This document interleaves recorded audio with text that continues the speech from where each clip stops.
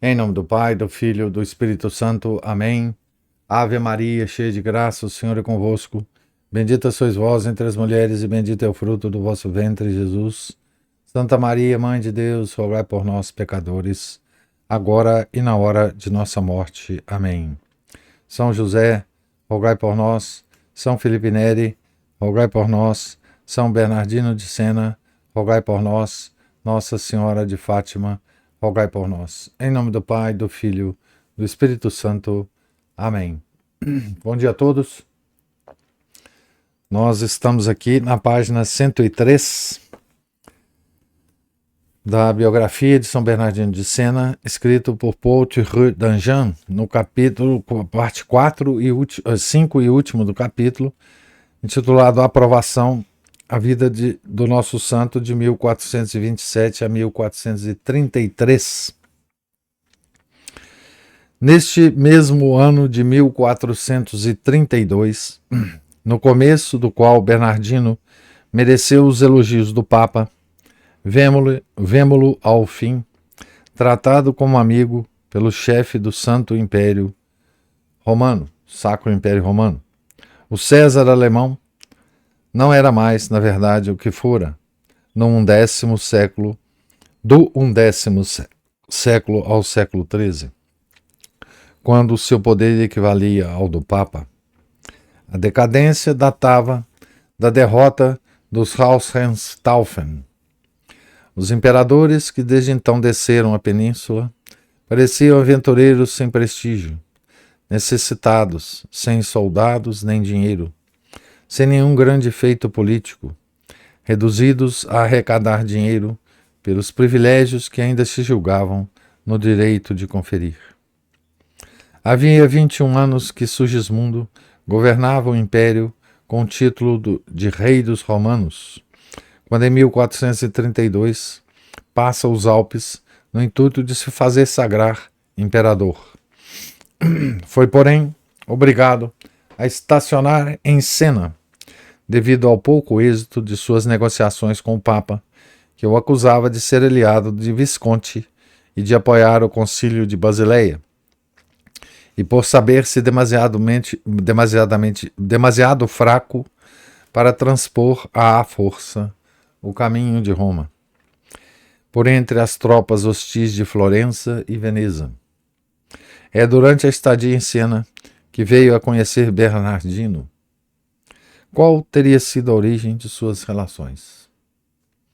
Teria sido o religioso levado ao príncipe para desmentir certos boatos mentirosos? Ou fora o príncipe levado a querer conhecer um pregador tão célebre? A incerteza perdura. O que se sabe é que Sigismundo sentiu-se vivamente atraído por Bernardino. Não podia passar sem ele, assistia à sua missa, a seus sermões, ou mandava chamá-lo para conversar. Cada dia passado sem vê-lo, dizia, era um dia sem luz. O santo, de forma alguma deslumbrado por esta real amizade, buscava nela apenas uma ocasião de dar ao príncipe conselhos úteis à salvação de sua alma e ao bem da igreja. Sigismundo estava em Sena havia 9 meses, quando, tendo fornecido a Eugênio IV as satisfações e garantias pedidas, pôde enfim assinar com ele um acordo que tornava possível sua coroação. Logo pôs-se a caminho de Roma, levando consigo Bernardino.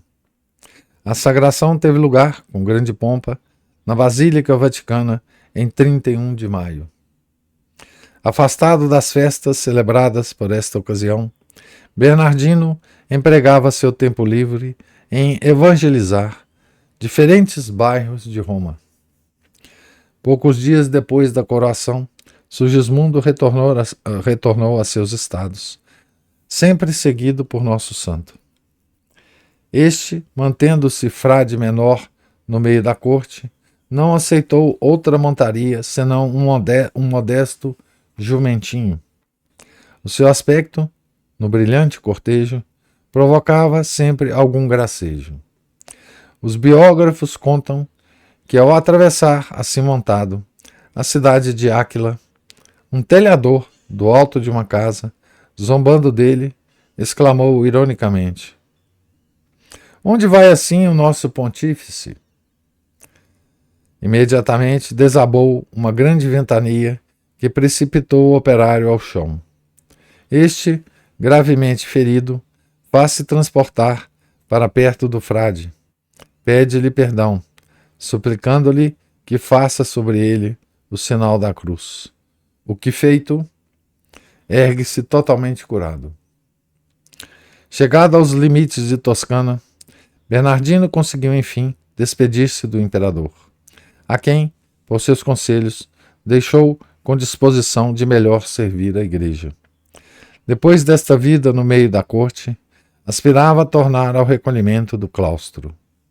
Dirigiu-se, por isso, alegremente para o seu querido convento de Capriola, que ele próprio fundara em 1405, na Porta de Sena, e onde residira vários anos antes de encetar sua vida errante de missionário. Então aqui nós temos um pequeno flash, né, de São Bernardino, né, em contato com a corte imperial, né, com o poder temporal, né, mesmo que enfraquecido nessa época, né, era um poder temporal ligado ao poder espiritual da igreja, né, aquele equilíbrio, né, entre as duas espadas, né, que foi sempre doutrina da igreja, né, o equilíbrio entre o poder temporal e o poder espiritual, né, o último, né, o espiritual, sempre acima do poder temporal nas questões que dizem respeito a Deus, né? E portanto a gente vê um flash aqui da vida dele, né? Nessa última parte do capítulo, onde ele não recusa o contato, né, com esse poder temporal, né? Não recusa esse contato, né?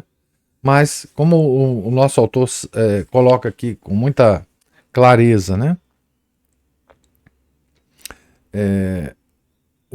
Qual que era a perspectiva de São Bernardino, né? E de todo santo, ou de todo homem da igreja, né?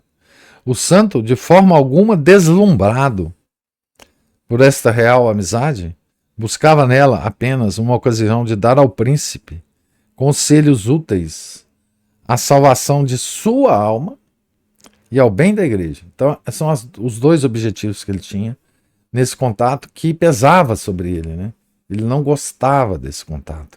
Ele não se admirava com esse poder temporal, né? Ele, em todo esse contato, né, ele sempre se manteve frade menor, né, monge. E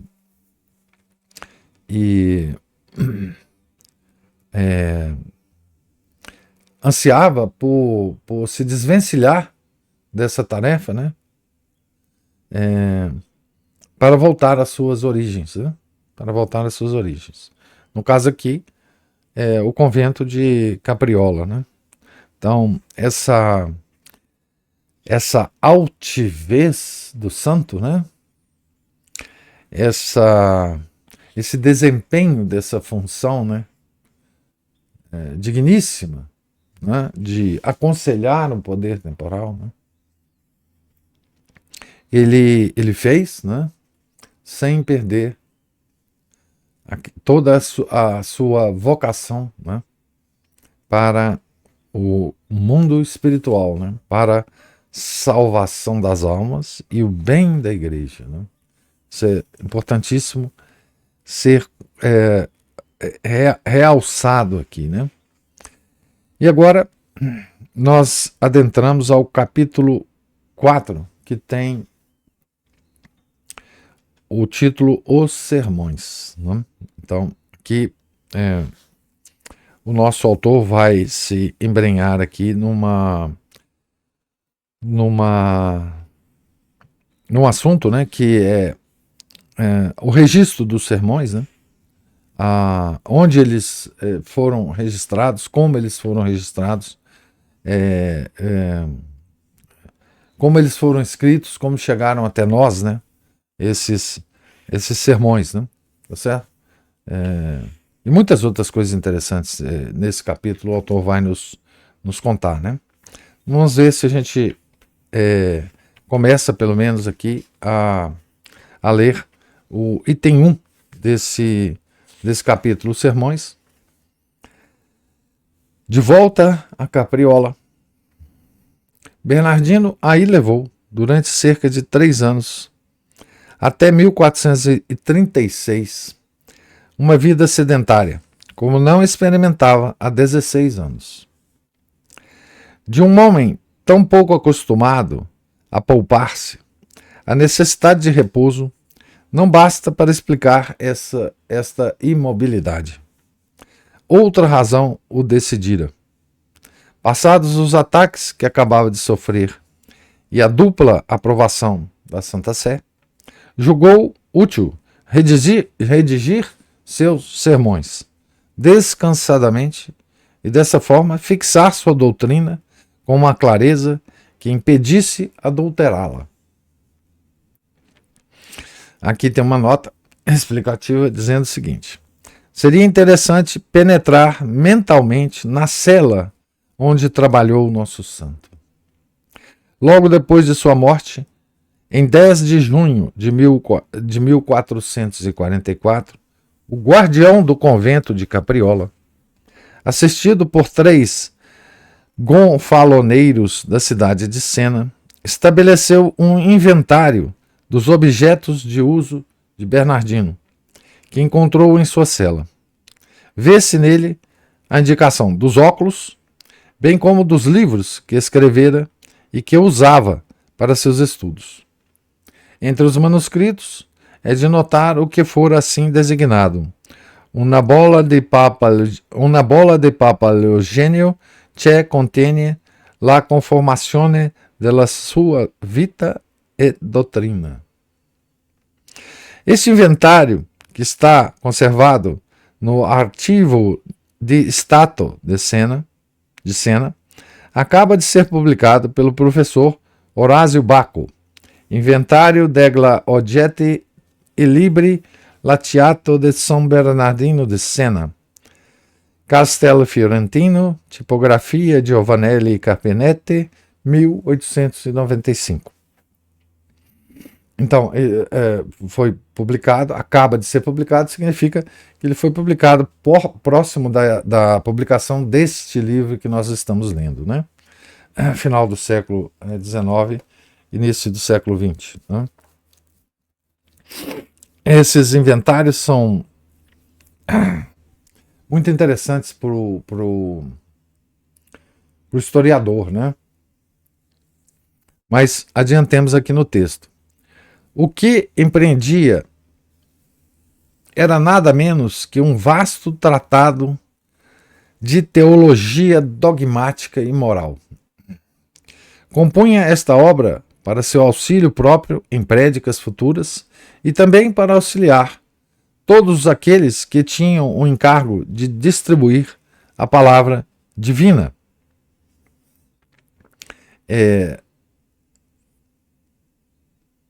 Então, Bernardino, ele estava preocupado, né, com a posteridade, né, de sua pregação, né. Então aqui tem uma nota dizendo assim: Bernarbeus Senensis diz, falando dos livros que Bernardino redigiu em Capriola.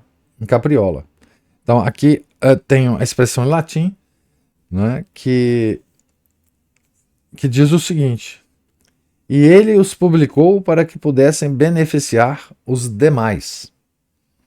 Né? Voltando ao texto, tinha consciência de fornecer-lhes, assim, elementos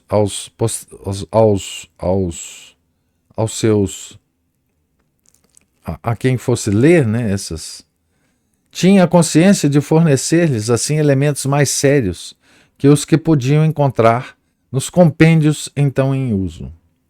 Apenas redigidos e publicados, os sermões de Bernardino espalharam-se em toda parte com rapidez extraordinária. Os biógrafos contemporâneos notam que, não somente na Itália, mas na França, Espanha, Alemanha, Inglaterra e até no Oriente, os pregadores procuravam alguma cópia para aí inspirar-se. Era a fonte a que todos recorriam, o modelo que cada um se esforçava em imitar. Roberto de Lecce, pregador muito em voga na segunda metade do século XV, declarava que seus confrades e ele mesmo timbravam em imitar, abre aspas, o método e o estilo de Bernardino, fecha aspas, que estavam habituados a usar grandemente dos discursos compilados por ele e que muitas vezes mesmo limitavam-se a recitá-los, com o que conseguiam frutos abundantes. Ver o discurso de Roberto Lecce, que Roberto Lecce pronunciou sobre São Bernardino, e que se encontra no fim do volume intitulado Sermones Roberto do Lúcio de Laudibus Santorum, Sermões de Roberto de Lecce sobre os louvores dos santos. No século XVII, o padre João de la Haye, dos Frades Menores, publicou em 5 volumes em quarto tudo o que pôde juntar das obras de São Bernardino. Sancti Bernardini, aqui tem uma nota dizendo Sancti Bernardino Senensis Ordinis Seraphiti Minorum Opera Omnia. Então é a obra completa, né? Existem 3 edições dessa obra. As 2 primeiras aparecem em Paris e em Lyon, deve ser Lyon, né? Durante a vida do padre de la Haye. A terceira foi publicada em Veneza, em 1745. As notas a que aludir são da edição lionesa, de Lyon, né? De 1650, século XVII já, né?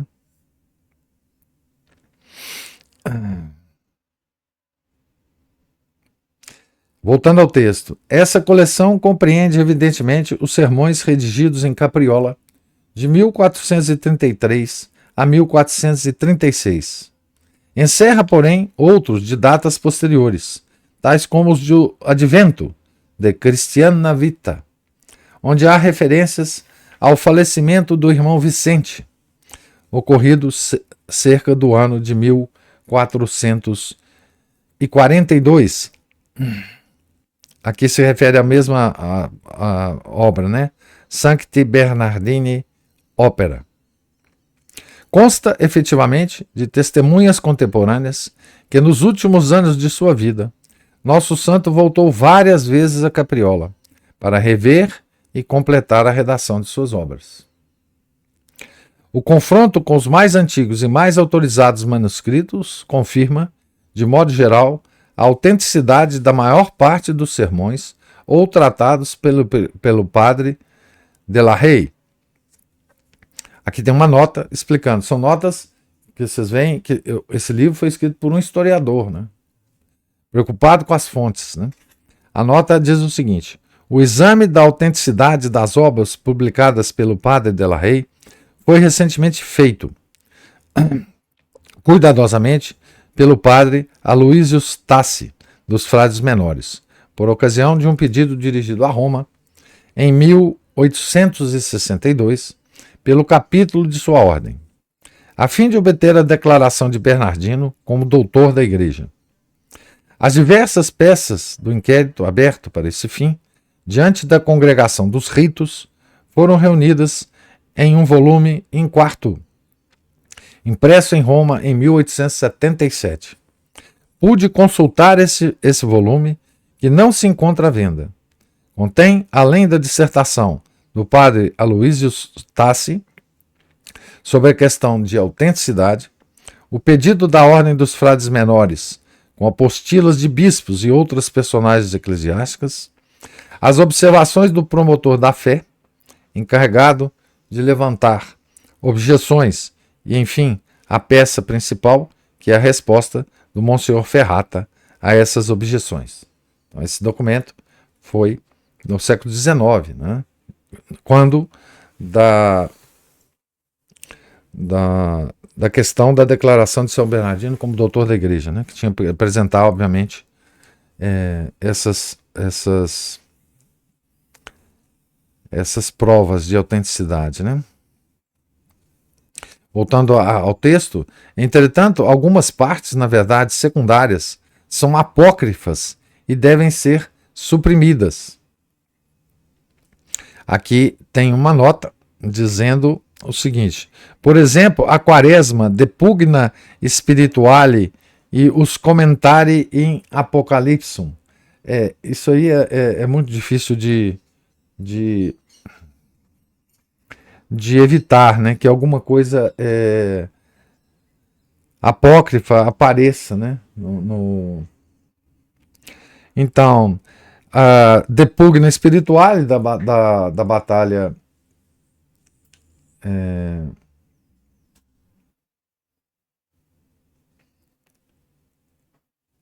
aqui sobre a batalha espiritual, né, De Pugna Spirituale, e os Commentari in Apocalipse, comentários sobre o Apocalipse. São as duas peças, entre outras, né, que são apócrifas, não foram escritas pelo nosso santo, né? Voltando ao texto, certas repetições devem desaparecer. Aqui tem uma nota dizendo assim: ver uma descrição das maravilhas do universo que se acham no tomo 1, página 257, e no tomo 2, página 343, ou ainda observações sobre o comportamento de Madalena após a ressurreição, que se encontram idênticas no tomo 1, página 307, e no tomo 2, página 432.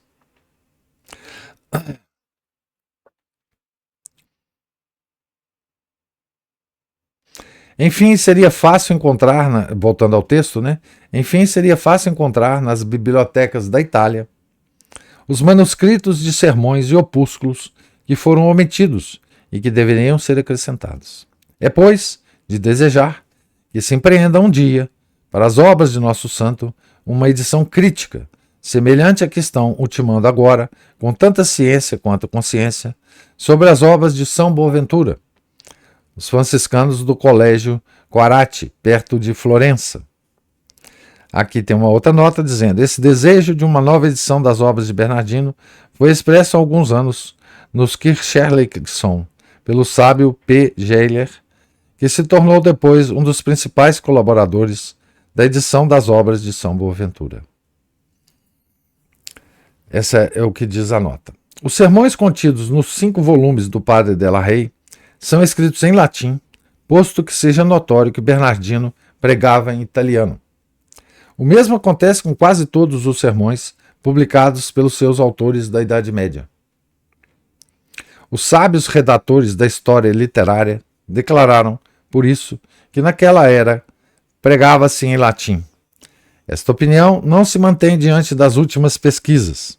Então ele cita aqui as últimas pesquisas na nota 143. Está hoje reconhecido que, salvo quando se dirigiam exclusivamente aos clérigos, os pregadores serviam-se do que se chamava a língua vulgar, única compreendida pelo povo. Posteriormente, quando queriam publicar seus discursos, os escreviam em latim. Pensavam rebaixar-se, usando para a publicação uma outra língua que não fosse a da Igreja e do alto ensino. Bertoldo de Ratisbona, famoso pregador do século XIII, tendo sabido que circulavam sermões seus, redigidos em alemão, publicou-os ele mesmo em latim e os fez preceder de um prefácio em que se queixava da publicação em língua vulgar. Declarava-a defeituosa e acrescentava que, para conhecer sua verdadeira doutrina, era necessário reportar-se a versão latina. Aqui ele cita aonde que está essa informação que ele tirou aqui, tá certo? Na Vida de São Vicente Ferrer, escrita por R.P. Fages. Surgant, que compôs, no fim da Idade Média, um Manuale Curatorum, muito espalhado na Alemanha, recomendava conceber primeiro os sermões em latim, para pronunciá-los depois em língua vulgar. O pregador obrigava-se a uma espécie de tradução. Existiam, para esse fim, vocabulários. Vocabulari predicatium, o vocabulário para a prédica, né? Para ensiná-lo, auxiliá-lo neste trabalho, e os manuais tratavam de regulis vulgarizanti, as regras de vulgarização do latim, né? Para transformar em línguas vulgares, né? Para muitos tornava-se incômodo empregar outra língua do que o latim. Assim, o abade do Monte São Michel, doutor da Sorbonne, que, falando diante de Carlos VI, em 1406, dizia-lhe: desculpe-me, senhor, não tenho a eloquência a meu favor, especialmente em francês. Ter-me-ia sido mais caro falar em latim. Aqui ele, na nota, ele dá a referência a essa informação que ele dá aqui. O uso do latim para os sermões publicados persistiu mesmo depois de São Bernardino. No fim do século XV, Savonarola ainda o empregava. Alguns discursos seus, pronunciados em italiano e recolhidos nesta língua por ouvintes, eram por estes traduzidos em latim antes de publicados, pretextando com isso dar-lhes uma forma mais literária. Também tem uma nota explicando a fonte dessa informação. Também no princípio do século XVI, quando o erudito Winfelling quis dar uma edição completa das obras de Gerson, mandou traduzir em latim os sermões que tinham sido pronunciados e apanhados em francês. A nota indica aonde que ele está tirando essas informações aqui, né? Alguns anos mais tarde, Lutero publicava em latim os sermões que pregara em Wittenberg, de 1516 e 1517. Então, aqui está o primeiro item do capítulo. Vocês veem que estamos tratando aqui de um historiador, né? Muito, muito cuidadoso, né? E também nós podemos aquilatar, né, pelas fontes e pelos comentários dele, quão cuidadoso e é esse nosso historiador aqui, né, Paul Duchamp, né? E é muito bom, né, nós lemos um livro detalhado assim, porque as informações ficam precisas, né? E não tem há uma objetividade em relação à vida do santo que nos deixa em terra firme, né? Longe daquelas loucuras dos agiógrafos, né? Que ao admirar demais o santo começa a divagar demais, né? Então aqui nós temos um grande um homem, um historiador bem meticuloso, né? E então do fato aqui da vida do santo é que ele se recolheu, né, em Capriola. Ele se recolheu em Capriola de 1433 a 1436 para escrever, né? Eu imagino o quanto de convites, né, que o nosso santo não teria recebido nesse tempo, né, para pregações em vários lugares, e ele, obviamente, recusou, né, declinou esses convites, justamente para escrever, né? Ele estava, nesse momento, há uns 10 anos de sua morte, né? Então, ele já estava se recolhendo para deixar para a posteridade, né, a sua obra de teologia dogmática e teologia moral, né? Que hoje nós podemos desfrutar, tá certo? Pois bem, gostaria de ouvir os comentários, se houver, sobre essa leitura de hoje do nosso santo, né? O Márcio já mandou aqui um comentário.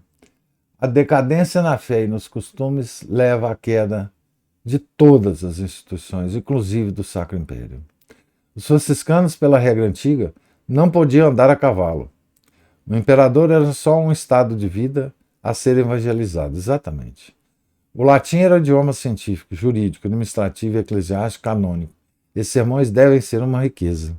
Sim, sem dúvida nenhuma, né?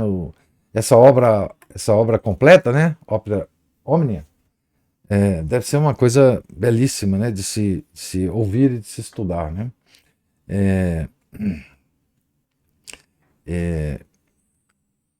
Eu imagino o desfrute, né? Que alguém que saiba o latim, que leia correntemente o latim, tenha, né? O Sacro Império, né? Enfim, ele foi caindo, né? Sendo corroído pela decadência da fé, né? E dos costumes, né? E, enfim, os franciscanos, pois isso era comum, né, dos santos, né? Por exemplo, eu lembro aqui 2 santos, né, que viajaram muito e que sempre viajaram a pé, né? Viajaram o mundo inteiro a pé, né? Um era o São Bernardo de Claraval, né, que era uma espécie de, no século XI, uma espécie de embaixador geral do Papa para todas as questões que existiam no mundo, né? Mandava lá o São Bernardo de Claraval. E ele sempre, enfim, viajava a pé, né? Santo Alberto Magno, 2 séculos depois, também sempre viajava a pé, né? Enfim, tem uma viagem famosa de Santo Alberto Magno a pé, né? Que foi quando ele foi a Paris, né? Defender o seu pupilo, né? Que já estava morto, dos ataques do bispo lá de Paris, né? E que queria proibir as obras de São Tomás de Aquino de serem editadas e de serem estudadas, enfim. Ele viajou de Colônia, né, na Alemanha, a Paris a pé, né, já com mais de 70 anos. Né. Era muito comum isso. Né. Pois é, não sei, o Márcio está perguntando. Será que ainda se encontra essa ópera Omnia traduzida em algum idioma moderno? Traduzível, não faço a menor ideia. Eu duvido, sabe? Porque, assim, é um trabalho, veja bem, é um trabalho que para os eruditos não acrescenta nada, né? Porque os eruditos leem em latim, né? Em termos de estudos, etc. E é um trabalho que traduzido para francês, ou, enfim, inglês, alguma coisa, não deve vender nem 3 cópias, né, Márcio? Então, economicamente, eu acho que não deve ter, mas pode ser que tenha, né?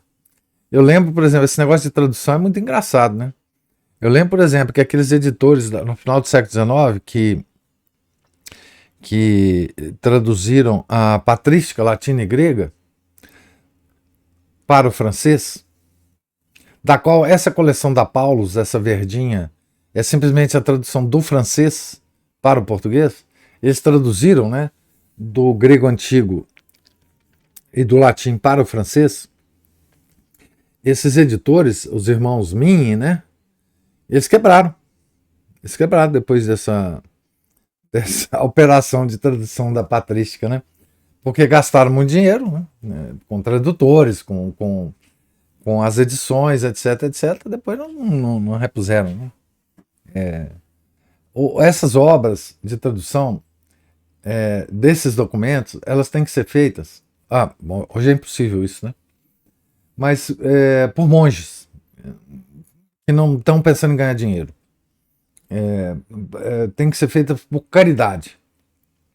Porque uma editora comercial, elas não conseguem, enfim, traduzir e vender essas coisas, né? Porque tem que ter um valor comercial. E quem é que vai comprar uma obra completa de São Bernardino? Eu não imagino que tenha ninguém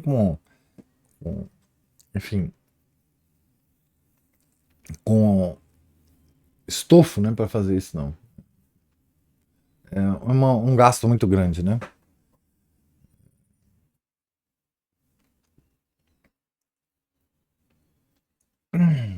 Opa, Ana Paula Márcio levantou a mão aí. Oi, professor. Ah, Esse tipo de tradução parece uma propaganda do Mastercard, né? Não tem preço, né? é isso. Olha, realmente, É. você falou, tem que ser por caridade mesmo, e por dinheiro nenhum, ninguém faria isso, né? Não, não tem a menor condição, né? É, não faz. Isso tem que ser monge, né? Aqueles monges copistas Sim, da Idade Média lá, sim. aquelas coisas, porque não, não, não há. Ainda mais no mercado editorial mundial, né? Que essa obra concorreria, né? Com biografias de Madonna ou alguma coisa parecida com Que isso, né? horror. Aí não dá, né? Isso aí é aquela coisa, né? Tem que deixar para uma riqueza, né? Para os interessados. Os interessados, atualmente, não sei se seriam tantos assim, mas assim, a gente pensa que não, mas é um tanto aqui, um tanto ali, não vai ter só mais um bocado de gente. Mas o problema é que é tudo pipocado em idiomas diferentes também. Exato, exatamente. Agora, o negócio é aprender latim, né? Eu já tô velho pra isso, mas vocês ainda estão novos. Eu não, eu não tenho mais Velho é jeito, todo não. mundo. Pessoa, velho é qualquer um que tem 10 anos a mais que a gente. É verdade, é verdade. Não é É, jovem, contrário ciência, quem tem 10 anos a menos. Por isso eu tô chamando gente de cabeça grisalha de tem, jovem. tem dois exemplos, contra-exemplos disso, né? O, um deles é mais clássico, que é o Sócrates lá aprendendo a tocar um instrumento, né? Depois de ter sido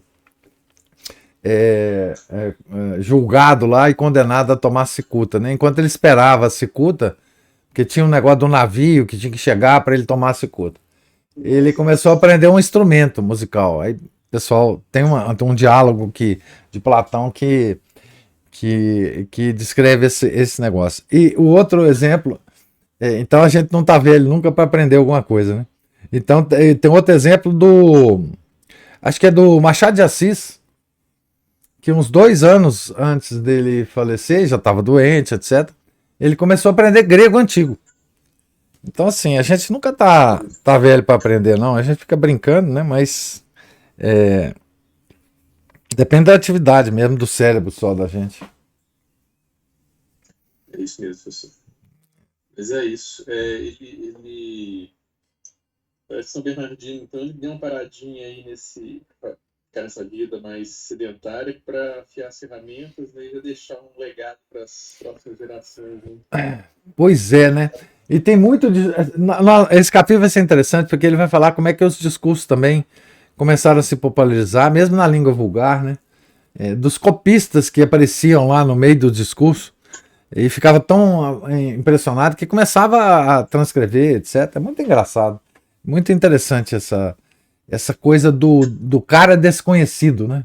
Que Uhum. tem um papel que passa para a posteridade, às vezes sem o nome do cara. Sim, geralmente Mas sim.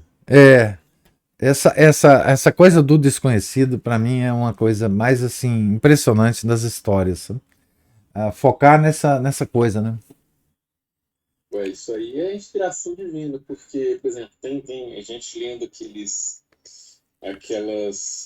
sermões do Santo Tomás sobre o Pai Nosso, sobre o Credo, acho que foi sobre o Credo que ele deu na Catedral de Nápoles. Ele não escreveu e falou É, assim, agora junta isso aí e imprima esse negócio. é. Não, na época não tinha impressão. Alguém copiou, né? Alguém copiou, né, não exatamente talvez usando aquelas mesmas palavras, né, mas copiou e veio até nós, né? Pois é, e o cara que copiou, certamente ele perdeu muito, né? Como assim? Ah, sim, perdeu muito. Na hora de ouvir ele, de sentir o discurso, enfim. Nem sei quanto que a taquigrafia foi inventada, né? Tem muito para isso, né? Também não. Coisas assim que os jornalistas tinham antigamente, né? Não tinha como gravar as coisas. Secretários, também, que as pessoas ditavam as coisas, eles iam, né?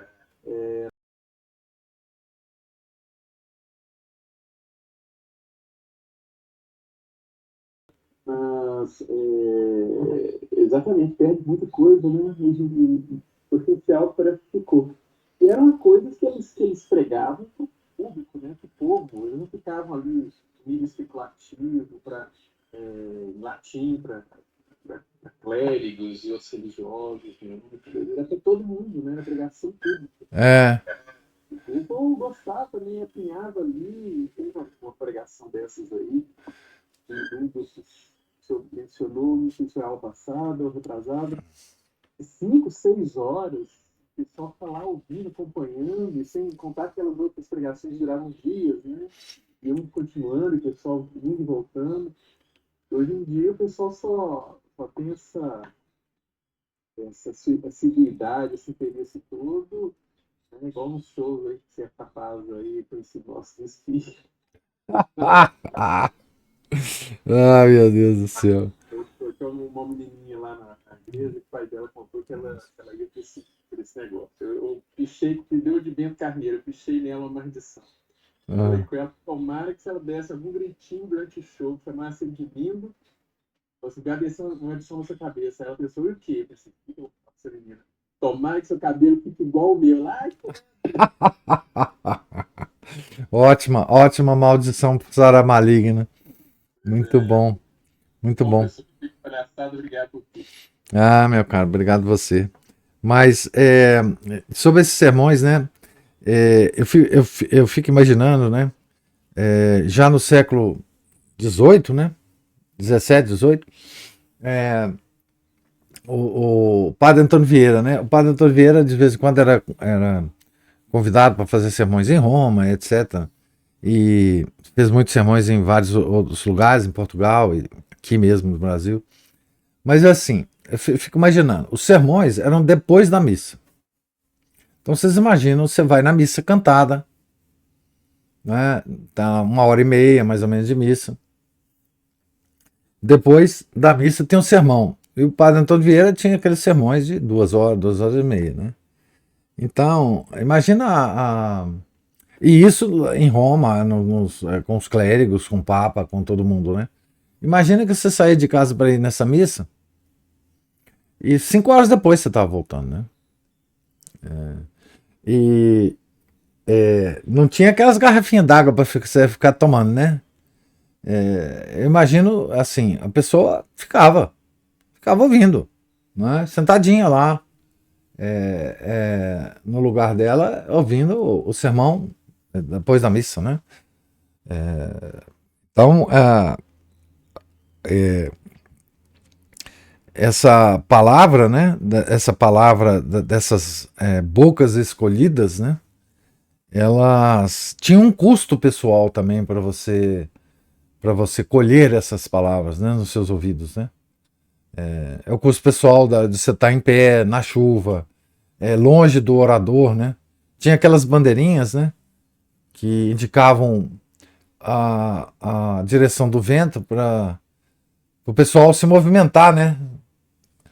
Quem estava longe, né? Para se movimentar, para estarem sempre na direção do vento, para ouvir melhor a palavra do pregador, né? Mas tinha um custo, né, pessoal? Quantos, né, não foram nesses sermões? Na época em que esses grandes pregadores estavam pregando, né? Por preguiça, enfim, por desinteresse mesmo, ou por indiferença, né? Coisa impressionante mesmo. Professor, Hum, essa pergunta. Você falou aí dessas pregações, né? Tem a direção do vento e tudo mais. Uma vez eu estava vendo um filminho desses aí que a gente compra aí nas Paulinas e tal, sobre Santo Agostinho. E aí, na hora que. Eu não sei se isso é verdade, se eles se basearam, né, em algo verdadeiro ou se é invencionismo deles, mas aí tinha um momento lá que Santo Agostinho ele pregava e as pessoas que estavam lá mais distantes, tinham algumas pessoas que ouviam o que ele falava e replicavam para as pessoas que Ah, estavam. também Será, acontecia. será que isso era assim mesmo? É verdade. É verdade. Acontecia isso. É, acontecia isso. Tinha os replicadores, né? Legal. Os repetidores. É. E isso também é uma coisa interessantíssima, né? Porque isso é uma obra de caridade também, né? Você vai passando a palavra do pregador para o pessoal mais longe, né? Muito, muito interessante, muito interessante. É o problema da tecnologia da época, né? Não tinha, né? Então, quando muita gente se apinhava, né? Santo Agostinho também, né, principalmente como bispo, né? Ele enfim, muita gente ia ouvir os sermões dele, né? Mas é muito legal você pensar na vida de um contemporâneo, né, de São Bernardino e no dia que ele ia pregar, como é que esse cara, né, fazia, como é que ele se posicionava. Muito provavelmente, muita gente chegava mais cedo para pegar os melhores lugares, né? E as autoridades ficavam na frente, muito provavelmente, né? Enfim, muito, muito. É igual ir no show, né? O Márcio. Ficar na fila. Hoje, as pessoas se prestam a todos esses sacrifícios para irem nos shows desses ídolos, né? De barro, de papel, né? Passar 12 horas na fila. Então, hoje nós fazemos o mesmo esforço que esse pessoal antigo fazia para coisas que não valem nada, né? Esses pelo menos iam escutar São Bernardino de Sena, né? Passavam noites lá, viajavam distâncias apreciáveis, né, a pé, para ver o São Bernardino numa determinada cidade, né? Hoje eles fazem a mesma coisa, passam pelos mesmos perrengues, chuva, sol, etc., para assistirem os shows dos ídolos de barro, né? Então o homem, não é que o homem moderno ele não tem a capacidade de se esforçar para conseguir o que eles interessam, o que lhes interessa. O problema é o que lhes interessa, né?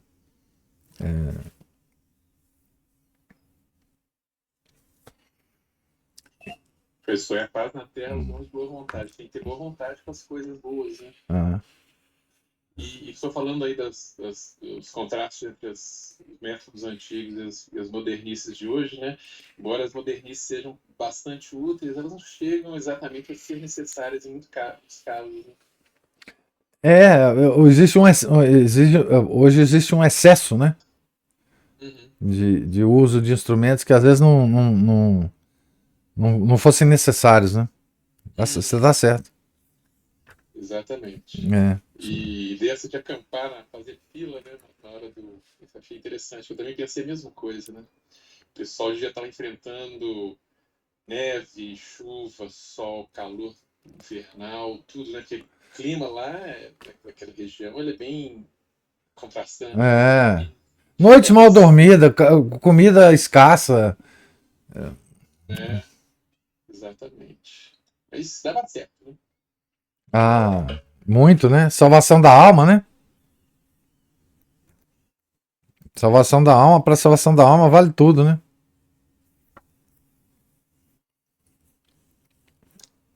Mais alguma observação, algum comentário?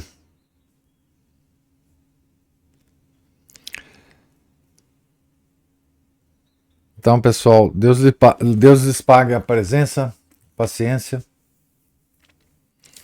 os comentários, observações. Tenham todos um santo dia. Fiquem com Deus. Em nome do Pai, do Filho e do Espírito Santo. Amém. Ave Maria, cheia de graça, o Senhor é convosco. Bendita sois vós entre as mulheres, e bendito é o fruto do vosso ventre, Jesus. Santa Maria, Mãe de Deus, rogai por nós, pecadores, agora e na hora de nossa morte. Amém. São José, rogai por nós. São Felipe Neri, rogai por nós. São Bernardino de Sena, rogai por nós. Nossa Senhora de Fátima, rogai por nós. Em nome do Pai, do Filho, do Espírito Santo. Amém.